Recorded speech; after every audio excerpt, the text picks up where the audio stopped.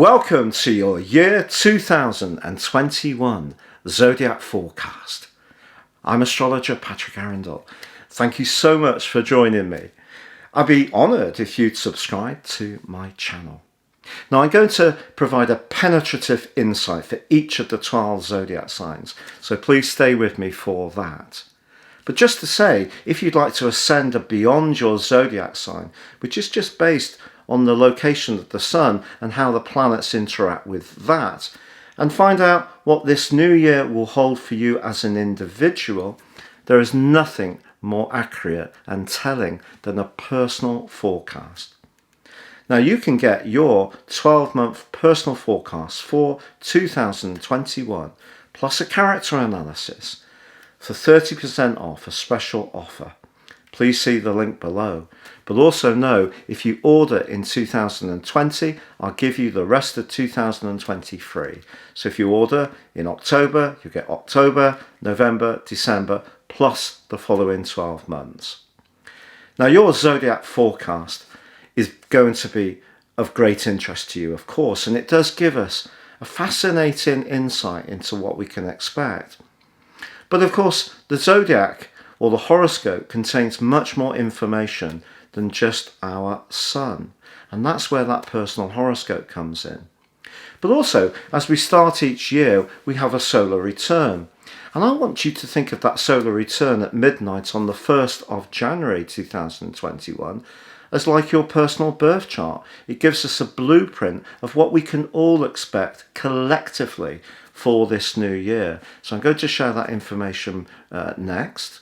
But when I go into your zodiac forecast, I'll be sharing different wheels, the different eclipses, to give you a really big opportunity to get a feel for what's coming for you. But astrology is basically the study of time. And when events happen in the past, when particular planetary alignments occur, when we look forwards to see when those alignments will happen again, it gives us a bit of a clue of what we can expect.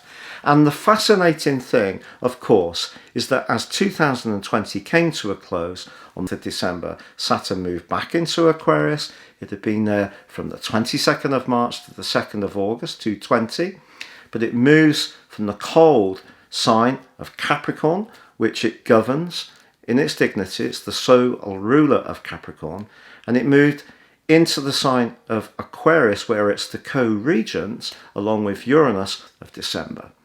Now it was joined on the 20th of December by Jupiter.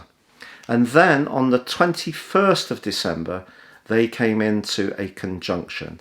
And that conjunction is still there. It's not quite exact, but it's still there as we begin this new year. Now, what we can learn from those past events is that the last time this happened was in fact in 1405. So a very, very long time ago, and that was on the 7th of January. And I think what began at that time was the Cultural Revolution in a way. So what we can expect this year is a revolution, that's for sure. And of course we were seeing elements of that revolution beginning last year, and part of the revolution can be evolution. It doesn't always have to be turbulent, but there are certain parts of what happened in 2020 that were, of course, very turbulent. Now, the conjunction that goes between the planets of Jupiter, which is about expansion and growth and optimism, and Saturn, which is about resistance, obstacles, boundaries, tradition, usually happens just under every 20 years, about 19.8 years. This is because Jupiter takes 11.8 years to go through its cycle, and Saturn takes 29.5 years to complete its cycle. And over the last 1,000 years, predominantly, the three signs that this conjunction has occurred in most of all are of Sagittarius, Capricorn, and Pisces. So that's what makes this Aquarius conjunction so absolutely blindingly exciting. Now, it's also true to say that the eclipse cycle that we welcomed in on the 14th of December 2020 was the Saros cycle that is featuring the polar axes of Sagittarius and Gemini. Now that began on the 30th of May 1984 in the sign of Gemini with a solar eclipse. And if we look back to when eclipse cycles begin, that gives us a big idea of what they may bring in their wake. So that one had Saturn and Mars conjunct in the sign of Scorpio, very much to do with finance, but also to do with desire, could even say lust. But Saturn, of course, is about discipline, it's about those structures, and Mars, certainly in its second home zone of Scorpio, is very much about desire. So you can see that a certain amount of repression would come from that particular conjunction, but also the potential to work very hard on resources. And I think in terms of the material world, there's been a lot of development since 1984, and some people would argue a lot of growth. But on the other side of the heavens, where the eclipse occurred, not only did we have the solar eclipse in the wonderful, quick-witted Gemini, we also had Venus there, which is very flirty and alluring and attractive. But we also had Chiron, and that is the wounded healer, and that was conjunct the North Node and Venus. So for me, this pattern that we're beginning this year, or picking up the thread of, which has been rejuvenated by the solar eclipse in Sagittarius on the 14th of December, which forged an amazingly positive angle to Mars. So I think we're all going to be feeling a lot more hopeful as we come to the end of this year, because last year, 2020, was just so terribly trying. I think we are going to have a much greater sense of momentum, a much greater sense that something is shifting and moving in our consciousness, our way of being. But I think that gathering of energy back in 1984 in Gemini was really a lot to do with the way society has changed since then, not just in a material sense, but also in a social sense. So we've seen a mass transformation in the way we consume information, the media, which has come through the internet, and of course printed media has declined quite sharply, but they're very much governed by the sign of Gemini. So we could say that Chiron, the wounded healer, being in that part of the situation in conjunction with Venus, points towards a wound in what we believe in. And I think with that energy all clustered together based on universal central time in the 8th house of transformation, very Scorpionic itself, and Mars and Saturn in conjunction in Scorpio, we have had a lot of lust since 1984, and we have had a lot of challenges to ideas, because if we go back to that time, I think there was much more of an orthodox that most people were expected to fit into. People have found their voices, they expect to have their voice.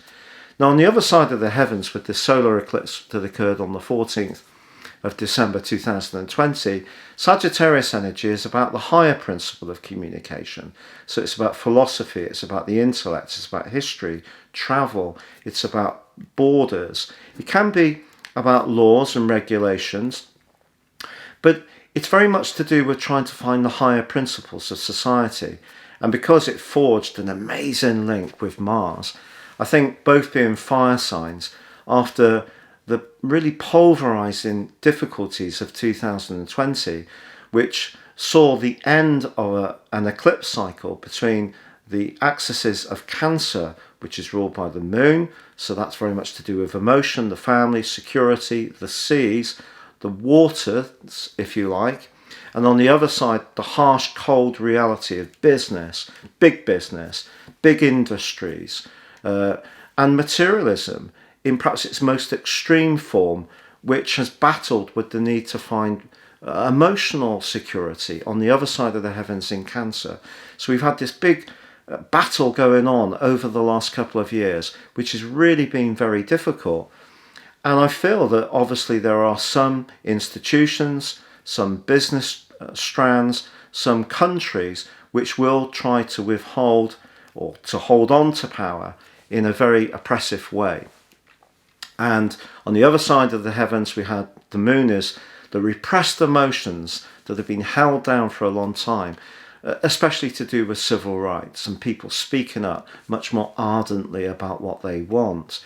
So the Sagittarius energy that is coming along, which re-evokes that first 1984 eclipse in Gemini, when this Saros eclipse cycle began, is very much about communication and information.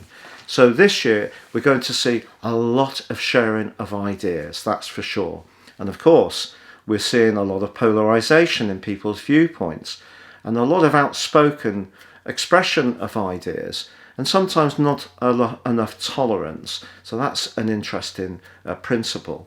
So as we come into this new year, although Saturn is the co-ruler of Aquarius, and of course it was co-present with Jupiter over the last year as Jupiter made its way through the sign of Capricorn, where of course it's not at its best, it's in its fall, and we've had a fall in the stock market. And also if we look back to when Jupiter and Pluto were last together, that was in 2008 in Capricorn, we had a fall in the stock market. If we go back to that eclipse cycle beginning in 1984, guess where Jupiter was? Yes, in Capricorn. And guess what happened that year? Yes, we had a fall in the stock market. It wasn't perhaps as quite as catastrophic as 2008 or perhaps even 2020. And that might be because when Saturn and Mars are together, particularly in the sign of Scorpio, which is very much about marshalling investments and pensions and all the rest of it, I think that Saturn was probably a stabilising influence, and all that Gemini stuff was in the 8th house of business anyway. But the Dow Jones did shrink 4% in 1984, so we can see as Jupiter makes its way through Capricorn every 12 years or so, it's not for the best when it comes for finance, investment, business generally. So as we come into this new year, Jupiter and Saturn are together and they are still co-present, and some astrologers would argue therefore that because Saturn is the co-ruler of Aquarius, the traditional ruler, that some of the more cool repressive energies of Capricorn will still be to the fore. And they could be right. But for me, I think it's more about detachment. So what we're going to get over the next 2.25 years as Saturn makes its way through the sign of Aquarius is the Aquarius energies of kindness, of fairness, of truth can be melded to the more reserved nature of Saturn. So, for example, home working is very Aquarius, which has come about more because of COVID-19. It's very Aquarius, very independent. It's using technology, which Aquarius also welcomes for its modern ruler of Uranus. But in actual fact, I think it's going to lead to a lot of creeping isolation. I think people could kind of start to see that the world could become a kind of dystopianly detached place, which is not necessarily quite the utopia that people talk about for the Aquarian age. But that's where Jupiter can be a modifying influence for the cooler energies of Saturn. And I think the two together, as we turn into this new year, are going to be for the good. So this year is going to see Sagittarius and Gemini eclipse energy, apart from one lunar eclipse which will occur in the sign of Taurus. But what's really important is that Neptune, the planet of dreams, is going to be impacting all of these eclipses and also the North Node as we go through the whole of this year. The North Node is the kind of emotional direction of travel or society. It's in Gemini. It returns to 1 degree Gemini by the end of the year. But of course it's an air sign, just like Saturn and Jupiter begin the year in. So that airiness can be there, but that watery, eroding energy of Neptune can provide distortion. And I think the thing that's really going to be at stake this year, just as much as it has been in recent years, is the whole concept of the truth. You know, when we've got big media platforms saying it's not their role to govern the truthfulness or accuracy of what people say because everyone is entitled to an opinion, we're heading into really dark territory in my viewpoint. Traditional media, even if you're not a fan, has to live to certain parameters that come from regulation, even if sometimes they have stepped outside of it, probably quite often. But there is some regulation in place, whereas a lot of new media doesn't have any regulation, and that means that truth or facts get distorted to suit particular people's agendas. And I think we are going to still continue to have a lot of that in 2021. Now, the other thing that perhaps is not quite so well known is that although Jupiter will like being in Aquarius, and it is going to be much more expansive than it has been in the sign of Capricorn, it's not going to stay in Aquarius for the whole of this year. It's going to move mid-May into the sign of Pisces, and it's going to be there through to the 27th of July. Now, Jupiter, in fact, is the ruling planet or the co-ruler of Pisces, so it's returning home, and so that's an interesting one, but it does start to go into retrograde from the 20th of June for 4 months. So I think we might see a revival initially in the cruise industry by the middle of May. We might see bookings starting over again if COVID is coming back under a bit more control, as I believe it will. But I feel that once that retrograde begins, it is going to be very interesting how that affects the cruise industry. And the other thing I need to tell you is that in astrology, when we take a particular point like that solar return at the start of the year, we get a map just like your personal horoscope. And that solar return, I've created it based on universal central time. And the ascendant is actually in Libra, which is very much about finding balance. But the midpoint between the sun and the moon's in the sign of Leo as we begin this new year, and the sun will be in Capricorn as usual. So the midpoint between the two is 21 degrees in Libra. So this is going to be very much a Libran year. And 21 degrees Libra is quite a fascinating point, because it is going to be next to, or very close to, a fixed star which has the characteristic of both Saturn and Jupiter. And that fixed star is called Foramen. And Foramen is very much to do with journeys, particularly sea journeys.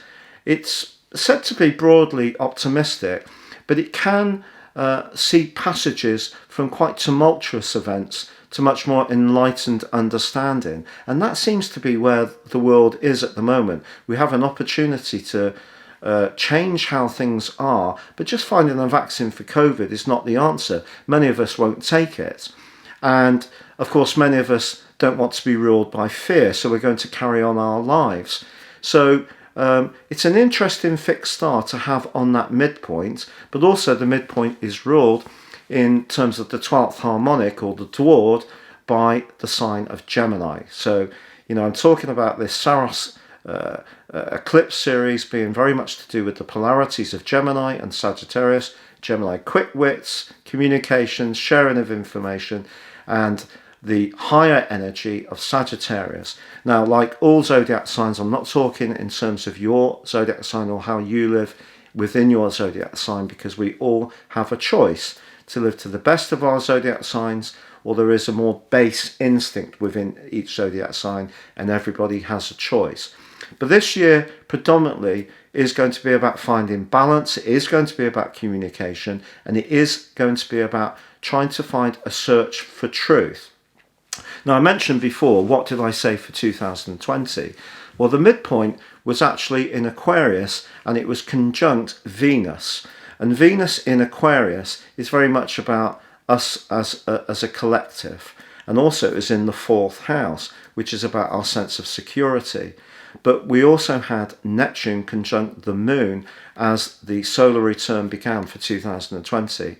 Quite incredible. So the Neptune in the sign of Pisces, which it governs, conjunct the moon. And Neptune is very much about gases, infections. It can be about uncontainable situations. It can be about distortion. It was also potentially very much about spirituality. It's about healing.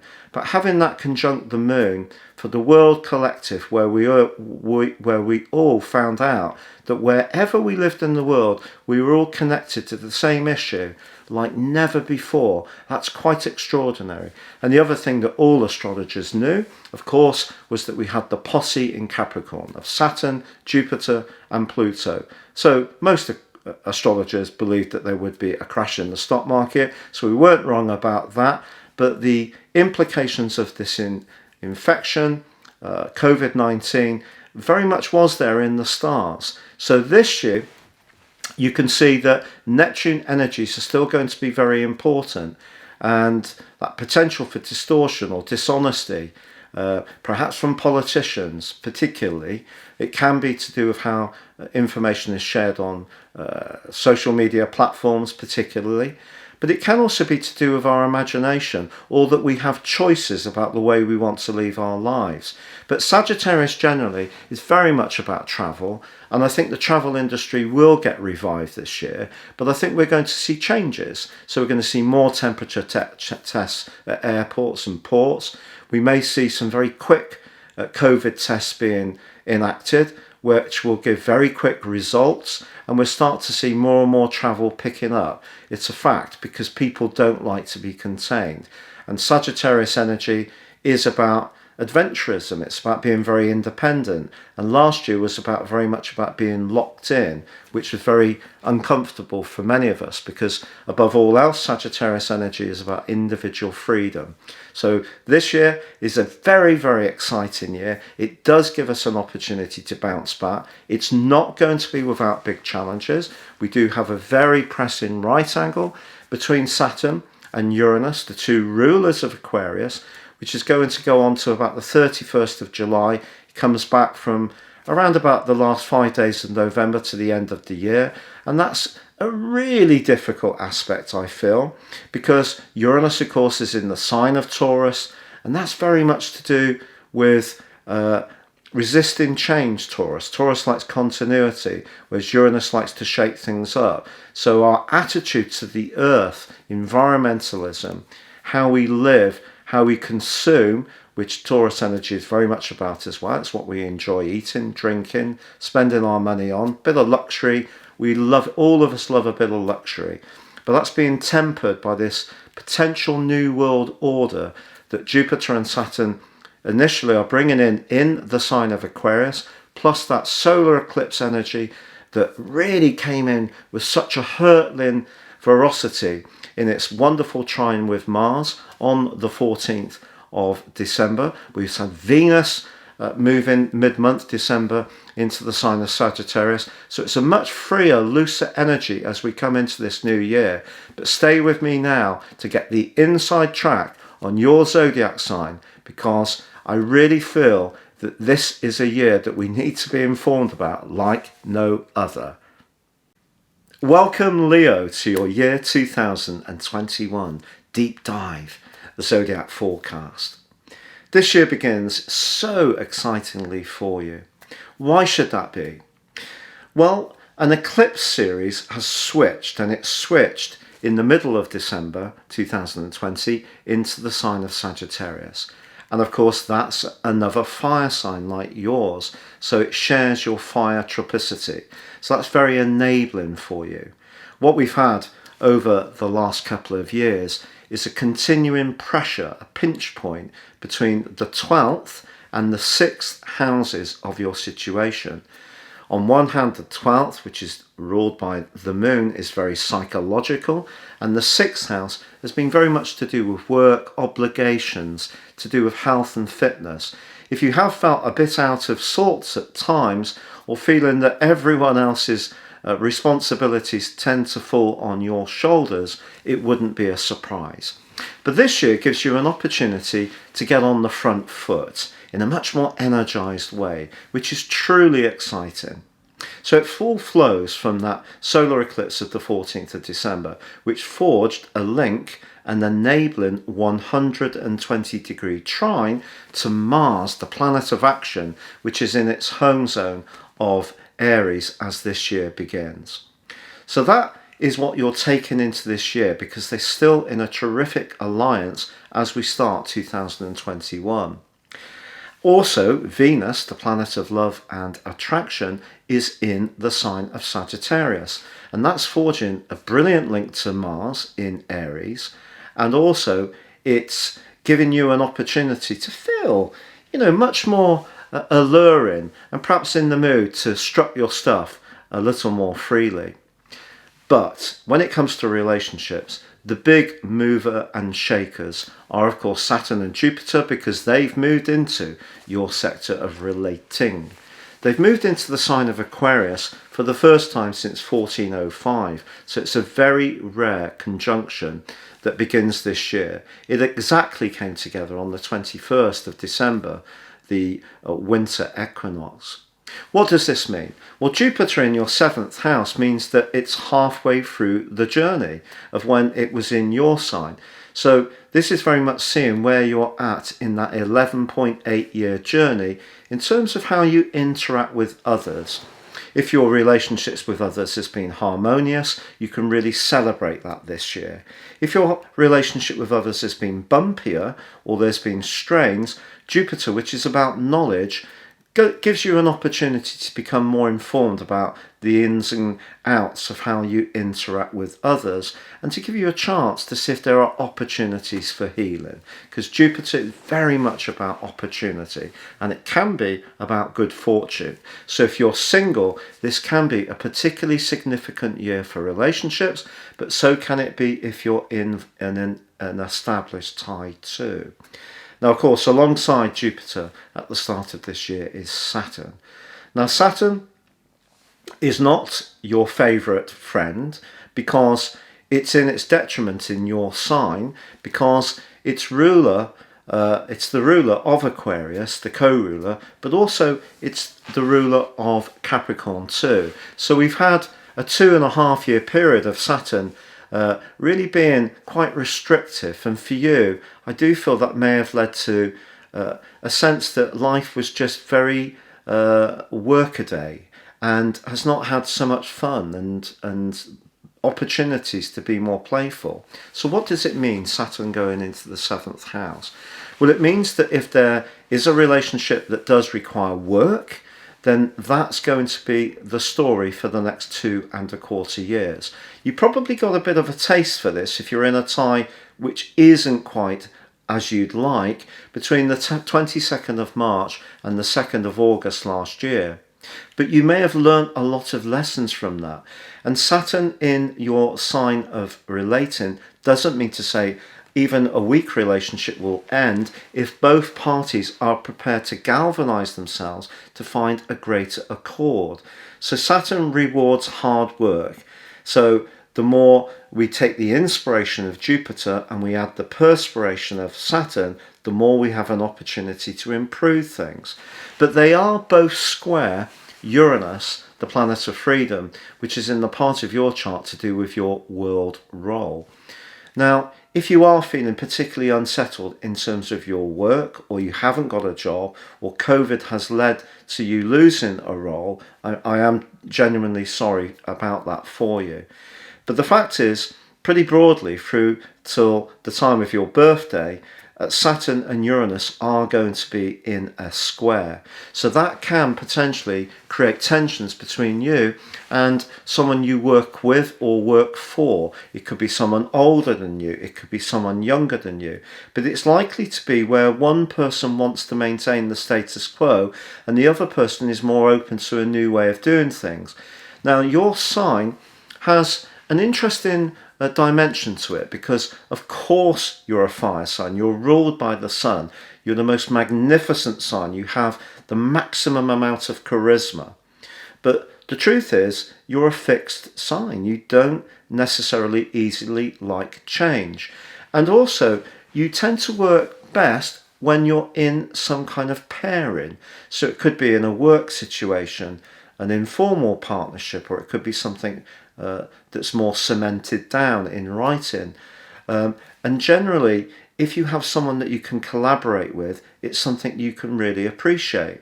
But if you're staying in a relationship because actually it seems a little fearful to be stepping outside of that, that's not a recipe for deep, profound happiness. So the combination of Saturn and Jupiter is really kind of saying to you, despite the wonderful link between Venus and Mars, and also the energy that's coming from that solar eclipse of the 14th of December, which goes right through to the 9th of June, gives you an amazing backdrop to thrive around relationships, particularly more playful interactions. You're going to have to take them seriously, but also be open to the concept of change. And change doesn't necessarily mean the other person changing to suit yourself. It means both parties being open to change, being open to be flexible, and being open to be humble. And that is a very important thing to take from the start of this year, because the midpoint between the Sun, which is in the sign of Capricorn, and the Moon is in your sign, the midpoint is at 21 degrees in Libra. So for you, that demands conversation this year. You've got to talk things through.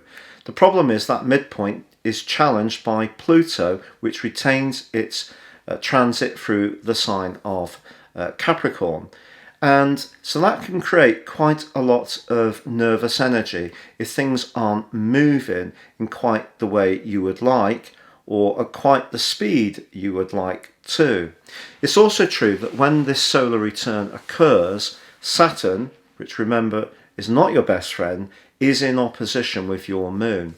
Your Moon in the sign, your own sign, so therefore your first house, suggests if there is a relationship that has been bumping along the bottom, you cannot escape the reality of that situation this year, I'm sorry. It does mean when Saturn and the Moon are in opposition that things can look a little bleaker than they actually are. It can seem that things are a little bit more restricted or restrained, or our circumstances may mean that the other party isn't as warm or demonstrative, and that is going to provide a challenge. But Jupiter provides a wonderful opportunity to grow, to understand how to interact better and more skillfully. And Uranus is kind of saying that as its transit came to an end in March 2019 through the sign of Aries, and obviously it had gone through that brief sojourn in Taurus from mid-May to mid-October in 2018, what it's saying to you is that time was a time when you were kind of really resistant to anyone else's sort of view of how you should be. But I think we have a contradiction of Uranus in Taurus, because it's where you're going to find security is in your world role, but that is likely to be changing, especially in terms of employment, I feel. So how you interact with others has to be as collaborative and as cooperative as possible if you're going to get the most from this year. If you don't, that right angle between Saturn and Uranus through to the time of your birthday is going to create real grinding resistance, because Saturn can be about resistance and Uranus is pushing you to change, but it's in a sign which doesn't like change any more than your sign does. So in other words, if we look at where the location of Saturn is, the Moon is, and Uranus at the start of this year for you, we have 3 points in fixed positions. So we have a fixed T-square. So that could make you kind of like unsure of which direction to take. And that's where my weekly and monthly forecast, or your personal forecasts for the year, can be so profoundly helpful, because of course you're so much more than just your sun sign. And this just gives you a kind of watercolour on the canvas, and a personal horoscope gives you the real detail of how you can plan your moves, your timings, to make sure that you make the most of your opportunities, but also fend off the potential challenges that can come this year. But I think relationships are going to require care, and whether you're in a position of being the elder in your social group, or someone who's younger, or you're trying to grapple with a partnership in a professional or personal context, staying exactly as you are is not an option. Some kind of rigidity needs to be resisted. Going with the flow is going to work so much better. Now, once Jupiter moves, as it does, into the sign of Pisces in the middle of May, where it is through to the 27th of July, I think that's going to be a very interesting transit for you. Something around a financial matter, something to do with property, pension, investment. Something could be quite fluid around those areas at that time. But of course, Neptune's in that part of your chart, and since 2012 may have created some distortion to your world view when it comes to resources. And because the second in 6 months solar eclipse that occurs, the first of this year on the 10th of June in the sign of Gemini, that's very much about friendship for you. It's about your future destiny. It's about your more social instincts, and that provides the home run through to the second actual annual solar eclipse of this year of 21, which occurs in Sagittarius on the 4th of December. Now that on the face of it is very upbeat, very enlivening, but there is a Mercury retrograde on that eclipse on the 10th of June, and that and the Sun are squaring up with Neptune, and we also have Venus squaring up with Neptune as we begin that new year in terms of your relationships. So Neptune, for us all this year, can be a tricky influence as much as Uranus can be a rather unstable one, or one which makes us feel we kind of want a change, but we don't want to change. We want things to improve, but we don't want to put the effort in to change it. That kind of energy. And Neptune can kid us about what the reality is. But actually, when it comes to how you interact with others, if you would consider that perhaps you have been providing too much support potentially for others and you need to reinforce your boundaries, you get an idea of what the 7th house is about. It can be about competitive sport as well, particularly things like tennis, badminton, squash, where there's two players competing directly against each other.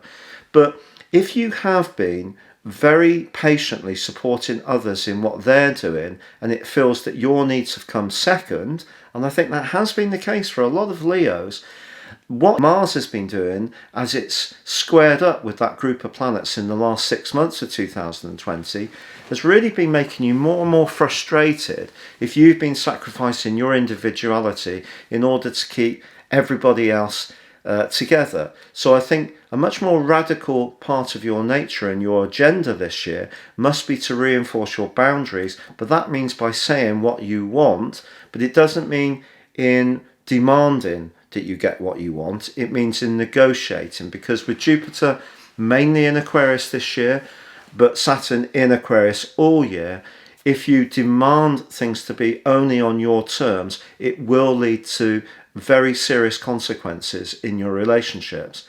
So this is a year to develop a concept of cooperation, and the solar eclipse of June the 10th will help that concept. It's just you can't use money, possessions as leverage in order to have power, because if you do, again, that strips you of your dignity. So it's about letting the joyfulness that your charisma burns so brightly when it's at its peak, letting that come out to play through the Mars-Venus trine, so wonderful, through having Jupiter and Saturn in your 7th house, which can be very positive, but also be very conscious of the politics of relating. And if there has been a situation where you've been a bit brittle, a bit unfair, a bit pointed, a bit needly in a relationship, it could be that that could come back into play this year, but it needs to be digested and dealt with. And I think the time that that may happen could be on the 19th of November, when we have the lunar eclipse, which is going to see your emotions very close to the surface in Taurus, but actually it's all about the deeper emotions you've been keeping to yourself. And that lunar eclipse does square up with Jupiter in the sign of Aquarius, so relationships. So I think that is going to be a key marker for your progress around your relationships. But if you're really working at understanding what other people need from you, making it clear what you need from them, the North Node, which is the kind of emotional direction of travel, is very good for you this year. It remains in the sign of Gemini right through to the end of December, where it's at 1 degree. And I think the opportunity for you on the back of the solar eclipse on the 4th of December to really emerge from a period of time which has been really quite wounding the last few years, I feel. Loss, very much trying to find the balance between the more practical and proud side of your nature. If you're someone, for example, that finds it very difficult to show people how you really feel, I think the last 2 years may have been particularly trying. If you're someone who's more at ease with saying how you feel, I feel you will surf through it more easily because you're balancing the 12th house energy of the moon more astutely with the practical energies of Capricorn. But if one or either of those polarities has been too much in dominance, then this year is a time to find balance. Not just because that midpoint's in Libra, but also because the role of Saturn and the role of Jupiter are halfway round their journey. And so for you with Saturn, it's 14 years since it was last in your sign. So it's kind of saying to you, what's gone on? What needs a major review in your situation now? But Jupiter can help you to see this being a positive event if you embrace the chance. And it is all about dialogue. I think this year, particularly with having 3 Mercury retrogrades all in air signs, is all about discussion. And that doesn't mean talking.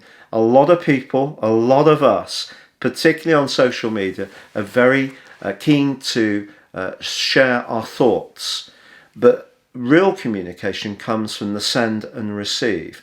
And if your receive mode has been a little blunted, then it's time to really make that something that you're going to work on this year. If on the other hand you're so brilliant at reaching into other people's needs and situations that they're not recognizing your situation, which I think has been a factor, then push back about what you will and won't accept in terms of other people's behavior. Even if you're fearful, because that fear comes from Saturn. But even if you're fearful, you're not going to escape the fact that Saturn is going to oppose your sun, wherever it is in Leo, over the next 2.25 years. And so you have to take on the challenge. And that's what I mean about that 7th house known enemy energy. So it's being honest about where the challenges are. So it's being conscious about who doesn't like you very much. Really difficult for Leo people, because at the very least you need to be respected, at the best adored, and if you're not getting that, then push back, say no more. People have to be conscious of what you're giving to them, because you can be so generous, so kind, so warm-hearted and great fun, and that's the side of your nature that does have an opportunity to sparkle this year, but only when your relationships are working really efficiently. It's been a real pleasure being with you, but if you'd like to ascend above your zodiac sign and find out what your personal blueprint says for this incredibly important year for 2021, you can order in 2020. I'll give you the rest of 2020 free, but the whole of 21 plus your character analysis, 30% off. Please see the link below. Or if you'd like to have a one-to-one with me personally, please see my testimonials. It would be an honour to work with you. But for now, I'm wishing you all the best. Stay safe. God bless and goodbye.